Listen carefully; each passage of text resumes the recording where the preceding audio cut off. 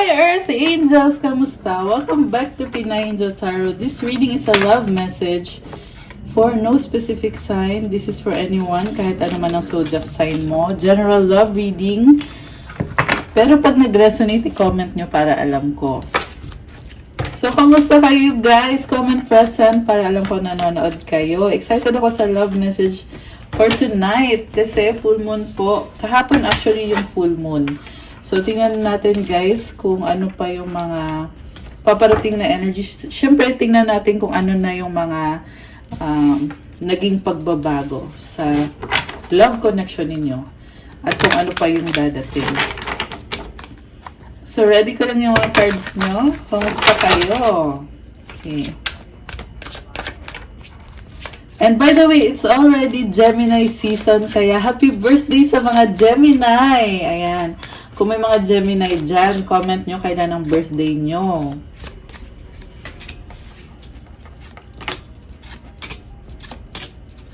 Wow! Ang ganda ng cards. Excited na ako. Okay. Kuha ko din kayo ng moon card. Ay, meron na. Kuha ko pala kayo ng tarot cards connected sa manifestation mo. Gamit itong tarot deck na to. Ano ang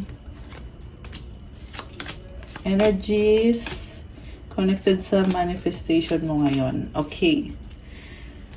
Wow, ang intense naman ito. Okay, unahin natin yung moon card mo. Nothing will come of this situation, void of course moon. So, parang naging stagnant yung sitwasyon. Okay? Pero isang energy lang yan, kaya wag mag-alala. Oh, by the way, kung kailangan niyo po ng gabay, pwede kayong mag-avail ng private reading services ko. You can book a reading with me. Message lang kayo sa Facebook page ko, Pinay Angel Tarot, or sa Viber or sa WhatsApp para mas mabilis. Nasa description box po yung contact details ko. Okay, so ngayon na nasabi ko yan, balik tayo sa reading. Telepathic. And, oh my gosh, 11-11! Guys, this is a soulmate connection. For some, this is a twin flame connection. Or kung hindi man, talagang malakas ang intuition nyo at nababasa nyo kung anong iniisip ng isa't isa. Close soul connections are harmoniously synchronized, creating moments of telepathy. Yun kasi guys, kapag soulmate mo yung tao, hindi na kailangan magsabi, nagigets mo na kagad. Kasi kilala mo na yung taong yan. Baka sa past life, kayo din.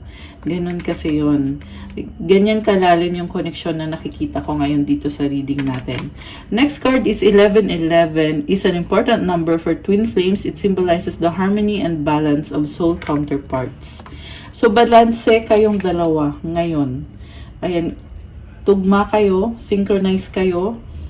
Kaya, maganda rin yung flow ng connection nyo ngayon. Nakakatuwa. Sobra. This is also a number of stability. Itong 11-11 guys. So, ayan, congrats. Okay, so, tingnan natin yung crystal card mo. Ano kayang crystal ito na makulay? Sabi ko na obsidian. Rainbow obsidian. Hope, depth, and revolution. Depth as in lalim ha. Sabi dito, within the darkness, there is always light. When rainbow obsidian's dark exterior is exposed in light, colorful bands highlights the stone's beauty. Rainbow obsidian is a gentle stone showing you unhealed matters of the heart and bring hidden wounds to the surface for ultimate healing. Rainbow obsidian takes you on a journey of evolution, of opening your heart and discovering your true purpose in this life. Able to assist in cutting cords, rainbow obsidian floods you with light and love, forgiving yourself and others in the process. Libra ang sign na connected dito and Saturn yung planet. Although kahit na anong zodiac sign naman, pwede kasi general love reading to.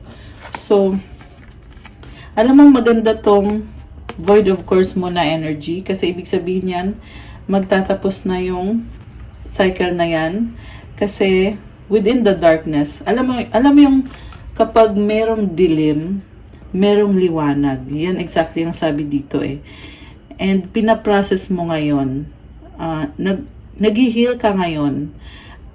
nag-evolve ka, at ang sabi, buksan mo daw yung puso mo para malaman mo kung ano talaga ang purpose mo sa buhay mo. And kung kailangan, may mga sitwasyon na kailangan tapusin, tatapusin mo yon. May energy na hindi maganda, tapusin mo yon. Patawarin mo daw ang sarili mo, pati na rin yung ibang tao sa paligid mo. Okay. Ang lalim ng pinagdadaanan mo ngayon sa soulmate connection na ito. Nire-renew mo yung sarili mo tinatransform mo. Kaya, merong pag-asa. Ayan merong hope, depth, evolution. Okay, napakalalim ng reading, as in. So, sa cards na to, yung connected sa manifestation mo, ang lumabas na card is the Devil. Ibig sabihin, merong attachment dito, guys. Posible yan yung kailangan ayusin. Kung bakit na-attach ka sa isang sitwasyon or sa isang tao. And kung bakit parang unhealthy. Pero tingnan natin ha. Unhealthy attachment Queen of Keys, the Sun. Okay naman pala Queen of Candles, King of Candles, and the Hanged One. Wow, guys. Meron kayong pag-uusap na magaganap. Merong malakas na connection dito. May power couple tayo. Si Queen of Candles tsaka si King of Candles. Pareho kayo, attracted kayo sa isa't isa at committed kayo sa isa't isa. Merong positivity, andito yung Sun card. At the same time, may mga lessons learned kayo. Dati na kayong hindi nag-work out. Mukhang ngayon merong reconciliation. May nakita ko dito na nagbabago ng isip. Parang hindi kayo nagkakasundo about sa isang bagay, pero magsasacrifice yung isa, babaguhin niya yung sarili niya. Ang nakita ko nangyari dito, guys, is may ugali. Ayan, sorry na. May ugali ka na hindi nagustuhan ng person mo, pero babaguhin mo para sa kanya. Oh my gosh, grabe, ang lalim. So, andito yung Sun, symbolizes positivity, new beginning, and leadership.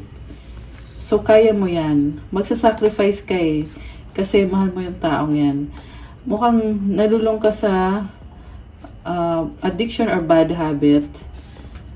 Kaya, andito yung person na yan para sumuporta sa'yo. Parang sinasabi niya, andito naman ako, bakit mo ginagawa yan? Kaya ito, the Hanged One. Kasi tinitingnan mo sa ibang anggulo, nare-realize mo na, oo nga kailangan ko nang ayusin to. And then, ito nga yun unhealthy attachment to bad habits or addictions. Okay. So, ayan. Lumabas yung mensahe na yan. So, comment nyo kung kayo yan or kung nag-resonate sa inyo yan. And then, sa spread natin, sa main spread natin, overall energy is Page of Wands. Nagbago ka. Oh my gosh. May nag-iba sa'yo. Mukhang nakafocus ka sa sarili mo Parang naliliit ka. Kaya, iniba mo yung sarili mo. Okay, tingnan natin kung ano nga bang nangyayari. Sa recent past, the Hermit, Nine of Wands, and the Queen of Wands. So again, about sarili mo, yung iniisip mo dito. Kaya, hindi ka naging masaya sa relasyon nyo kasi unfair para sa'yo. Parang naapakan yung pride mo. Queen of Wands. Kasi sobra kang committed sa kanya and alam mo na okay kayo may commitment dito Pero bakit unfair yung ginagawa sa'yo? Posible binlock mo siya or hindi mo siya kinausap or nagkaroon talaga ng confrontation dito.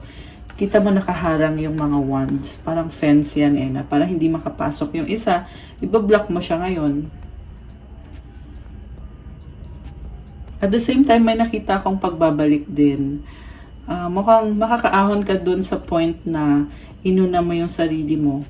Ngayon, ang lumalabas kasi dito, na nagkaroon ka ng realization at pinag-aaralan mo din naman ng mabuti yung sitwasyon at aware ka kung ano yung pagkukulang mo or kung saan ka nagkamali. Sa current energies, oh my gosh, the Empress, Judgment, and the Justice card. So ito ka, super full of love, pregnancy, abundance, fertility. Ibig sabihin, mutual yung attraction dito. Judgment, nagbago ka, para kang nagbo-bloom ka ngayon. Yung iba sa inyo guys, literal na buntis. Ayan, comment nyo kung kayo yon. Pero not necessarily. Okay? And then, nandito yung Justice card. Strong ka eh. Parang umaarte ka lang na weak ako. Nangyari kasi to recently na, or few months ago, sabihin na natin, na parang umaarte ka na, mahina ako, kailangan kita, ganyan. Pagiging needy, sobra kang needy sa past. Pero ngayon ito ka, nag-bloom ka bigla. Na-achieve mo yung strength and balance na kailangan mo. So, congratulations para sa'yo. Mamaya titingnan din natin yung sa person mo. Tapusin ko muna to, okay? Sa current energies, sa near future na pala, Queen of Swords, Eight of Swords, and the Ten of Cups. Oh my gosh. Alam mo, natuto ka. Dati ka din naman sinaktan ng taong yan. Kaya may mga standards ka rin. Pero tanggap at mahal mo siya kasi alam mong siya din ang happiness mo. May nakita kong family dito. Posibleng magpaplano na about family, paparating na yan. Sa near future kasi to eh. At the same time, reality strikes talaga. Parang realistic ka lang din na inisip mo, oo, magkakapamilya kayo, pero kailangan tama yung mga desisyon na gagawin nyo. Maging fair kayo sa isa't isa. Kailangan logical pa rin. Kahit na yun na nga, malalim kasi yung love dito eh. And iniisip nyo din na kung gagawin natin yan, kung magkakapamilya tayo, kailangan maayos yung buhay natin. Okay. Grabe. Kakaiba to guys kasi pamilya na yung usapan. Pamilya na yung usapin. Okay, so nice. So, i-clarify natin itong pregnancy na lumabas dito or fertility. Knight of Pentacles, Three of Pentacles, Eight of Cups, Six of Wands, Three of Swords. So, nakikisama ka para lang maging harmonious yung relationship nyo. Mukhang merong conflict na maaayos, pero iniisip mo pa rin. Alam mo yung natapos na, pero hindi pa rin maalis yung mga doubts. Kasi andito si Three of Swords eh. Na, kumbaga, iniisip mo na okay tayo, pero hindi maganda yung nangyari. Siguro, ignore na lang, dead man na lang guys. Kailangan mo lang yan, palitan ng bagong energies, positive energies, para maalis yan sa sistema mo. Okay. And then, nababagalan ka, pero may partnership naman dito. Kaya iniisip mo, ayusin ko na lang muna sarili ko. Kung mabagal yung connection kasi may distance or may mga problems at responsibilities na hindi pa naaayos. So, mag-focus na lang din ako sa sarili kong happiness. Parang sinasabi dito, ayaw mo nang umasa sa kanya na mabibigay niya sa'yo yung love na tingin mo. Hindi actually love eh, but attention. Attention yung gusto mo. Aware ka din naman na it's not nice na parang ipilit sa taong yan na bigyan ka ng attention. Alam mo eh na hindi kailangan ipilit. Kaya ikaw na mismo, dinadivert mo yung attention mo sa ibang bagay. At the same time, sobrang mong mahal tong taong to, pareho kayo nagmamahalan. Kaya, hinahabaan mo yung pasensya mo. And then, may cycle na nagtatapos, Ten of Swords. Oh my gosh! King of Cups! So, mukhang ito na yung energy ng person mo, masculine. And then, nagmamanifest din siya dito ng bagong simula. Binubuksan niyo yung isip niya, pero hindi rin maalis sa kanya yung mga doubts. Pero sobra kang mahal ng taong to. So, sa part ng person na to, tapos na kung ano yung nangyari na yon. At mukhang nakalaya na siya. Kasi, parang ang feeling niya dito, okay, tapos na yan. Ano na tayo, ibang chapter na tayo ngayon. Okay, so i-clarify natin. Ano nga ba itong nafe-feel ng person mo? Four of Swords, Ten of Wands, Queen of Cups. Oh my gosh! So, Seven of Cups sa bottom of the deck. Sobra kang mahal. Happiness ka niya. Five of Wands. Gusto niya mag-try again. Optimistic na siya ngayon. Andito yung Six of Swords. Moving towards calmer waters. May nakita akong options dito, guys. Ano kaya to? So, ayan, for some of you guys, maraming tao sa paligid tong taong to na iniisip. Pero at the same time, tinatalikuran din niya. Mas pinipili niyang mag-isa, Nine of Pentacles. So, mukhang possible na nagkaroon ng conflict dito na hindi kayo nagkasundo. Pero, actually, same lang sa'yo. Pareho lang kayo. Iba lang yung tingin nyo sa sitwasyon, pero pareho lang din. Medyo emotional siya eh. Kasi iniisip-isip niya, ano bang hindi nag-workout, ano bang mali. Tsaka nag-clash din kayo eh. Iba yung gusto niya, iba yung gusto mo. Ang maganda lang kasi dito, pareho kayo ng nararamdaman, pareho kayo gusto niyang maging masaya. Pero nakita ko ngayon sa person mo, gusto niyang magpag-isa, at gusto niya ayusin na yung mga burden niya kasi may mga pangarap siya. Para sa pangarap niya, para din sa future ninyo. Okay. Ayan, party ka ng pangarap ng taong to. Parang tingin niya sa'yo, a perfect match kayong dalawa. Kasi andito si Queen of Cups and si King of Cups. Magka-partner kasi itong dalawang to. Ayan, oh my gosh. Pero guys, gusto niya mag-isa ngayon. Binabalanse niya yung isip niya. Parang process niya yan. So, may nakita din akong burden dito. Baka puyat, baka masyadong nabibigatan sa trabaho. May ugali din tong person na to na gusto niya matatapos na kagad yung mga gawain niya or yung responsibilidad niya. Kaya sobra din siya napapagod. So, tinry niya kasing ayusin yung mga problems ninyo. Kasi gusto niya ma-overcome, which is nangyari naman. So, ngayon parang inisip niya, okay, pahinga muna ako, mag-isa lang muna ako. Huwag mo muna akong guluhin. Hindi naman sa galit siya sa'yo, pero may ugali lang talaga tong person na to na mukhang komportable siyang mag-isa. The High Priestess, King of Wands. So, ngayon nakikita ko sa kanya na alam naman niya kung ano yung buong sitwasyon nyo. Lumalaban pa rin siya, pero tahimik, secretive, very balanced. The Hanged Woman, Three of Cups. Tinitignan niya sa ibang angulo yung sitwasyon. And parang gusto niya mag-celebrate kasama yung family niya or mga kaibigan niya. Celebrate yung success niya. Four of Pentacles, Nine of Swords. Ayan, may mga iniisip siya, lalo na sa kaperahan. Mukhang nag-iipon ng pera. At hindi pa daw natapos kung ano yung kailangan niya or iniipon niyang kaperahan. Okay. Pero alam mo, nakikita ko sa person na to, marunong siyang mag-manifest. Kasi High Priestess yung unang card na lumabas. And kita mo yung black and white. So, balance lang yung sinasabi ng intuition niya, pinapakinggan niya, yung action na ginagawa niya. Ayan, so, kaya naman niya i-manifest Kaya niya. And may mga certain sacrifices na kailangan gawin. So, may mga struggles talaga.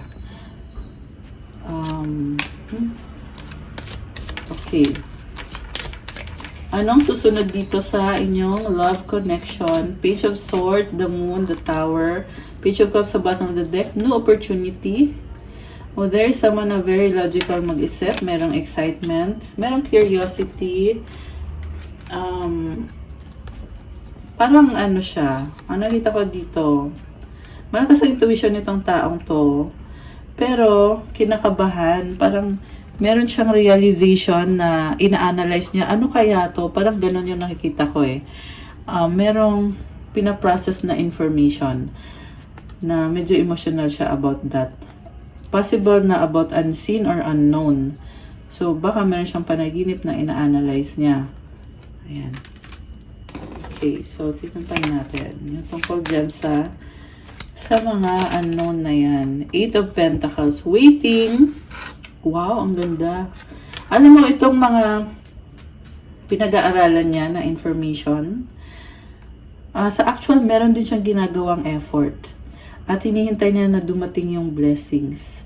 Maalaga tong person mo. Sa nakikita ko sa mga gamit niya, yan yung nakita ko parang sinisigurado niya na okay yung mga gamit niya. Maalaga siya sa gamit, sa pera. Queen of Pentacles. Very nurturing. Parang very loving, parang may pagkababae. I mean, may pagkananay. So, not necessarily babae o lalaki kasi wala namang gender dito. Pero yung energy lang yung sinasabi ko na sobra siyang maalaga. Okay, sobrang maalaga tong person na to. Okay. Five of Swords. Ayan, pinoproblema niya, pera. Or bagong simula. Parang gusto niya lumevel up or mag-upgrade. Gusto niya mangyari yung pagbabagong yan. Okay. Seven of Pentacles. Ayan, parang nagdedesisyon. Yeah. The Sun. Okay, wow. New beginning. The Chariot. So, ang ganda nito guys, kasi ilalaban niya talaga yung passion niya, kahit na medyo nagsastruggle siya dito sa finances. Pero, merong bagong simula at calling yan para sa kanya. Ayan, nakakatuwa naman. Okay, King of Swords lumabas ulit. Knight of Swords, merong curiosity, possible itong mabilis na energy, information. Okay, anong outcome dito? Anong outcome? The Star, Knight of Wands, Seven of Swords. Oh my gosh, ano to? Connected sa manifestation niya, sa desires niya na gusto niyang gawin, pero very secretive yung nakikita ko sa person mo. Gusto niya kasi na nakafocus siya, ayaw niyang sabihin kung ano yung mga ginagawa niya, ayaw niya ipaalam. Ganun yung energy niya ngayon. Rules can be reversed. Possible din na ikaw yon. Okay, very nice. Okay, ano pa? Meron pa bang messages? Nine of Cups, Five of Pentacles, Two of Cups. Oh my gosh. Parang meron dito, merong ano naman, happiness and love, oo, pero parang baka sa finances ito na hindi pa clear. Kailangan baguhin.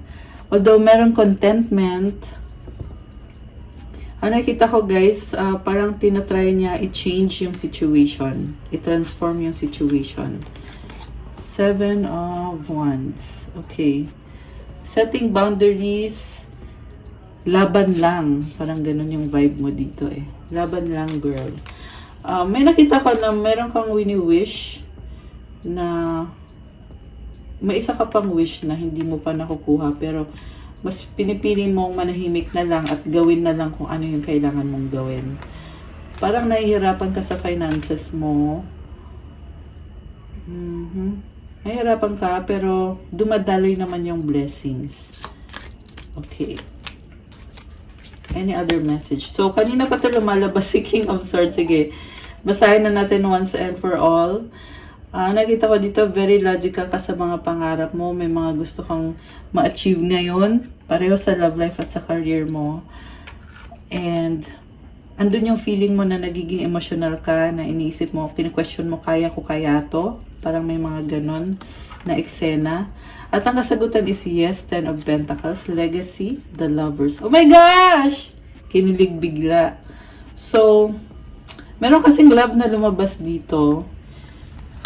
And, ayan, sagana naman sa blessings. Mukhang solid yung foundation dito sa love connection ninyo. And, may nakita kong reconciliation, guys.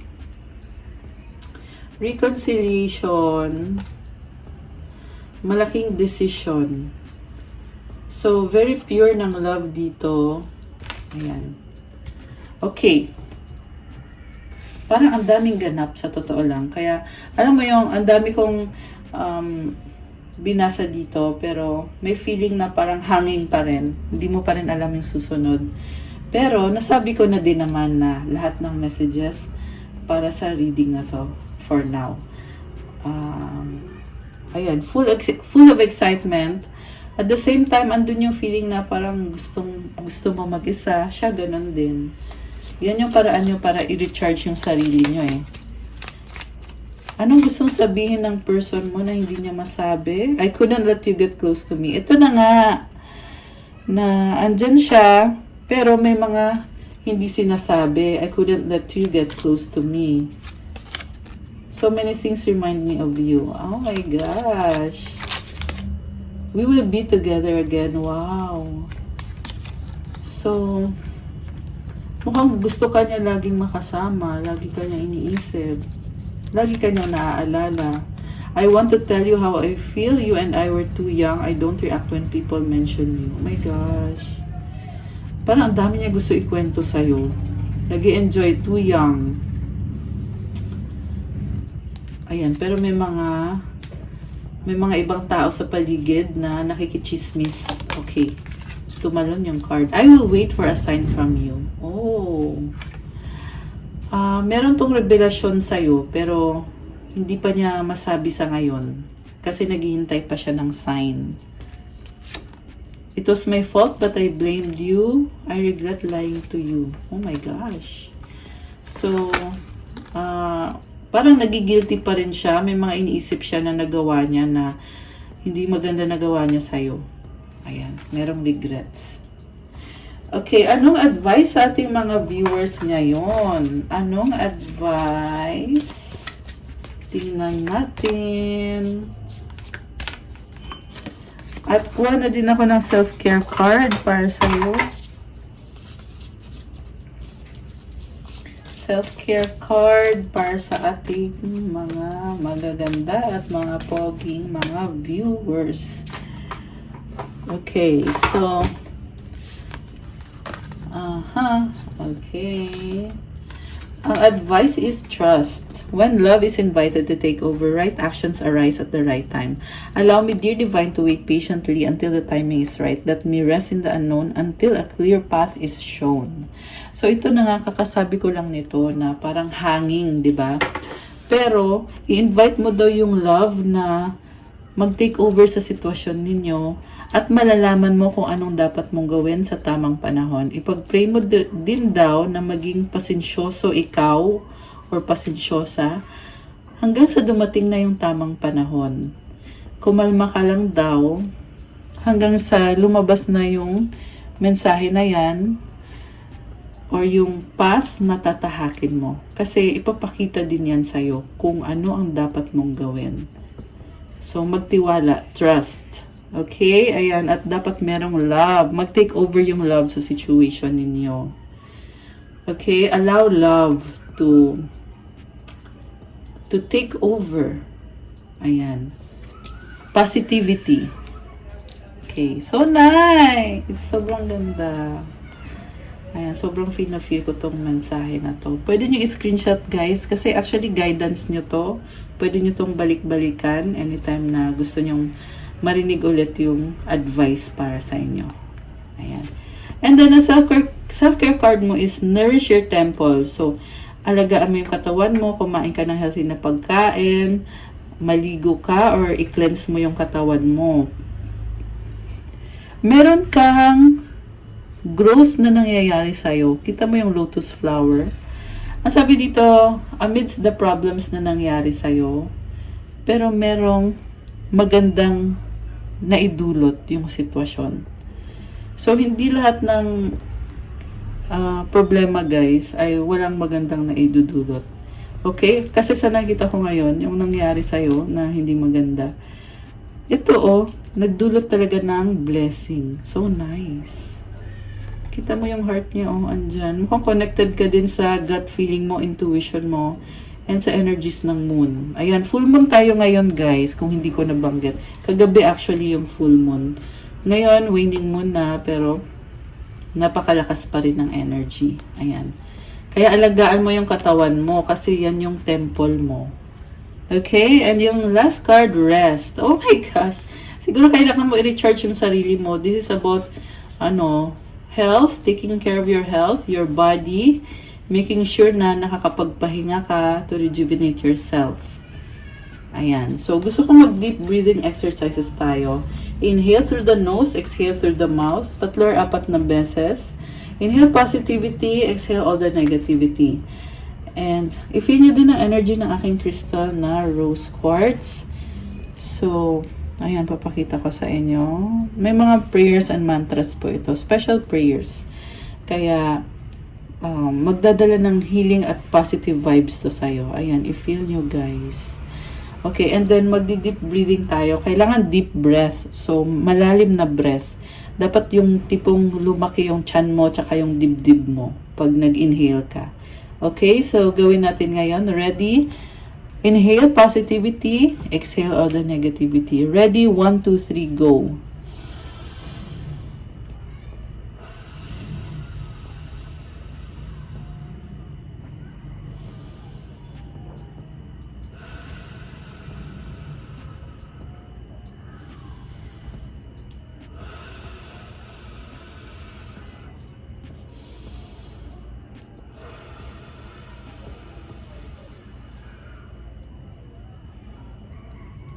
Okay, I'm done. Kayo, tapos na ba kayo? I feel good. Kayo, anong na-feel nyo? I-feel nyo din ang energy ng crystal na to, guys.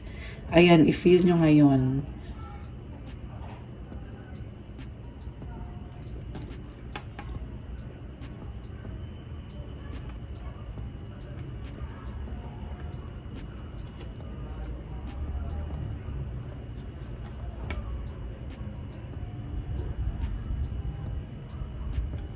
Ayan. Anong na-feel nyo? I-comment nyo.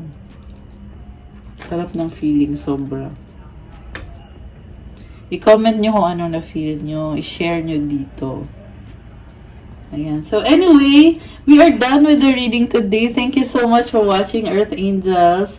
Please like the video po. I-click nyo na yung like dyan. At i-comment nyo din kung nagustuhan nyo ba or kung nag-resonate ba. Or kung hindi nag-resonate, i-comment nyo pa rin. Okay?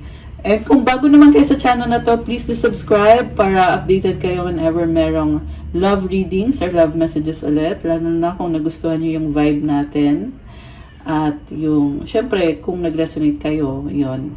And i-hit nyo na din yung notification bell.